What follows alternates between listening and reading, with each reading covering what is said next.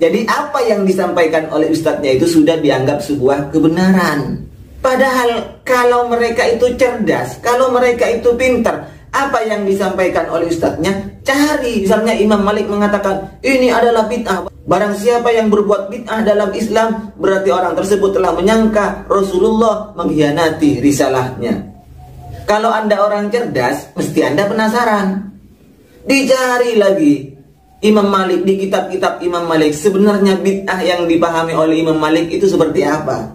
Kemudian Anda baru tahu bahwa yang dikatakan oleh Ustadz Anda itu adalah salah. Bismillahirrahmanirrahim. Assalamualaikum warahmatullahi wabarakatuh. Alhamdulillah, wassalatu wassalamu ala rasulillah wa ala alihi wa sahbihi wa mawala, amma ba'du. Sahabat-sahabat Aswaja yang dirahmati oleh Allah subhanahu wa ta'ala dimanapun berada yang saya hormati, kali ini saya akan membahas ceramah yang disampaikan oleh Ustadz Wahabi. Kali ini saya tidak akan menyebut nama ustadznya. Saya menghargai pendapat salah seorang jamaah Wahabi yang komen di konten saya. Apakah saya tidak takut dosa? Apakah sudah siap untuk mencari musuh nanti di akhirat? Karena saya selalu menyebut nama-nama ustadz yang saya komentari. Kali ini satu kali ini saja saya menghargai pendapat Anda. Saya tidak akan menyebut nama ustadznya. Jadi sahabat-sahabat Aswaja yang penasaran ustadz siapa yang berkata, silakan cari sendiri. Ustadz ini ketika mau menghantam Aswaja, dia menggunakan ayat Al-Quran.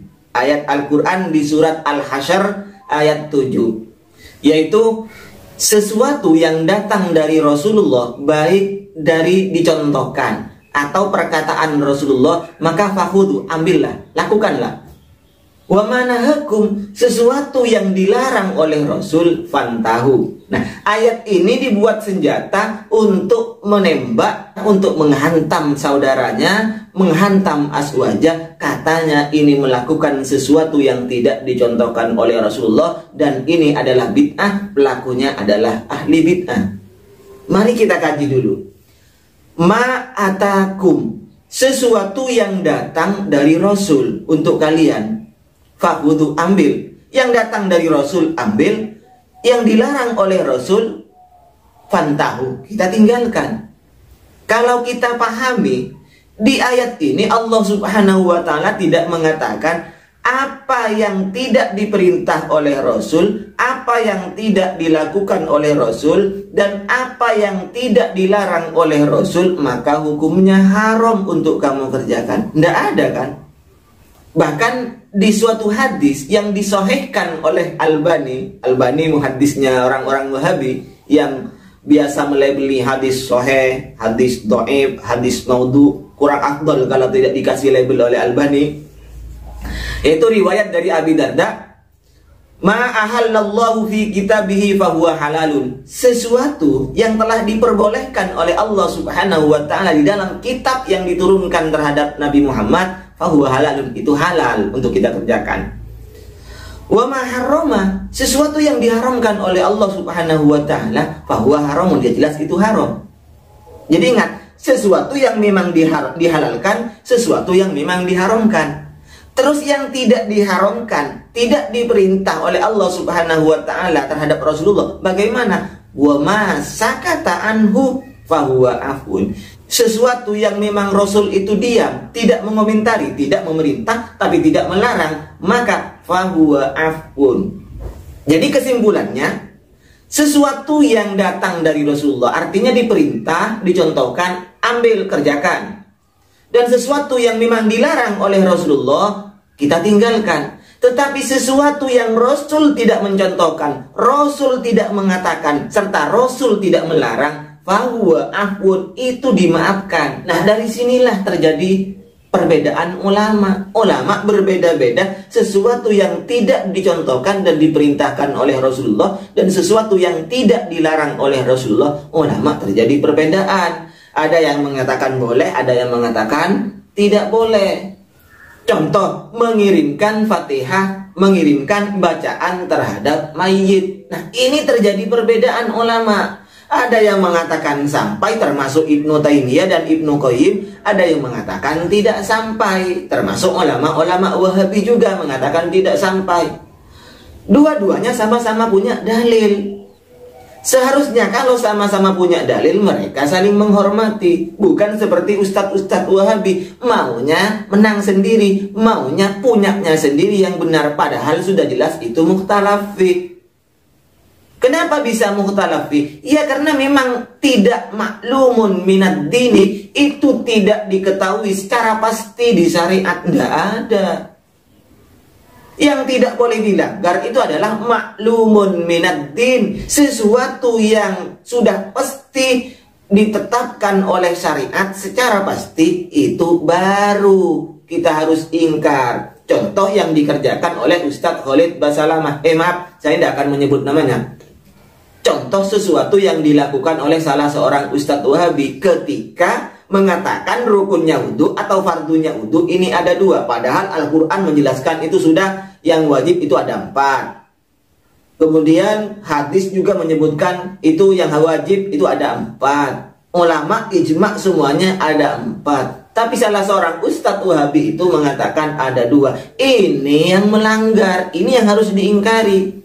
Tapi kalau masih tidak maklumun sebagaimana niat, ulama berbeda pendapat, ada yang mewajibkan niat, ada yang tidak. Sebagaimana tertib di dalam wudhu, ulama ada yang mengatakan wajib tertib, ada yang mengatakan tidak. Kenapa? Karena ini tidak maklumun minad din, makanya mukhtalaf fi. Kalau sesuatu yang mukhtalaf fi, seharusnya Anda ini menghormati satu sama lain. Anda tidak bisa menuduh orang lain itu adalah ahli bid'ah, yang sesat, yang dolalah, yang calon neraka. Sebaliknya demikian juga.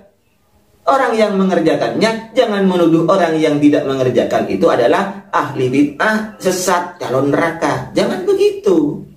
Dan kedua ulama ini misalnya yang memperbolehkan serta yang tidak memperbolehkan ini sama-sama punya dalil, sama-sama punya dalil asal yang dijadikan rujukan untuk memutuskan sebuah hukum. Nah, dari perbedaan mereka memahami terhadap dalil, terhadap nas baik Al-Quran ataupun hadis, maka berbeda pula lah hukum yang ditetapkan oleh mereka. Ada yang mengatakan A, ada yang mengatakan B. Inilah yang namanya ijtihadiyah. Ini yang namanya ijtihad, Mas Bro.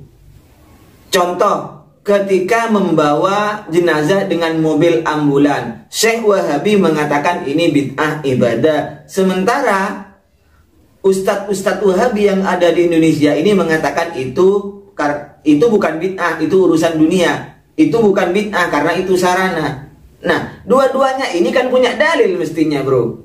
Punya dalil mestinya kan? Jika yang mengatakan bahwa bid'ah ibadah ini menghukumi tanpa dalil, berarti dia yakum bighairi ma anzalallah. Dia menghukumi bukan dengan sesuatu yang telah ditetapkan oleh Allah.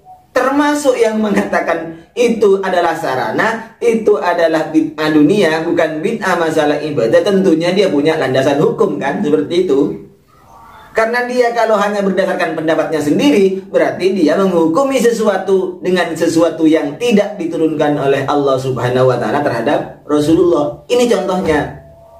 Jadi ulama mesti berbeda. Di ulama Anda sendiri dan ustadz Anda sendiri mesti terjadi perbedaan. Kenapa? Siapa yang paling sunnah kalau seperti ini? Mari. Kemudian ada yang mengatakan kami tidak taklid buta. Sudahlah, jangan ngeles terus. Anda ini sebenarnya taklid buta terhadap ustadz-ustadz Anda. Kenapa saya mengatakan Anda itu taklid buta? Karena jamaah Wahabi ini mayoritas tidak membuka kitab-kitab ulama sendiri, tidak membuka hadis-hadis sendiri. Mereka itu mendengarkan di daurah, mendengarkan pengajian dari ustadznya. Jadi apa yang disampaikan oleh ustadznya itu sudah dianggap sebuah kebenaran. Padahal kalau mereka itu cerdas, kalau mereka itu pintar, apa yang disampaikan oleh ustadznya, cari. Misalnya Imam Malik mengatakan, ini adalah bid'ah. Barang siapa yang berbuat bid'ah dalam Islam, berarti orang tersebut telah menyangka Rasulullah mengkhianati risalahnya. Kalau Anda orang cerdas, mesti Anda penasaran. Dicari lagi.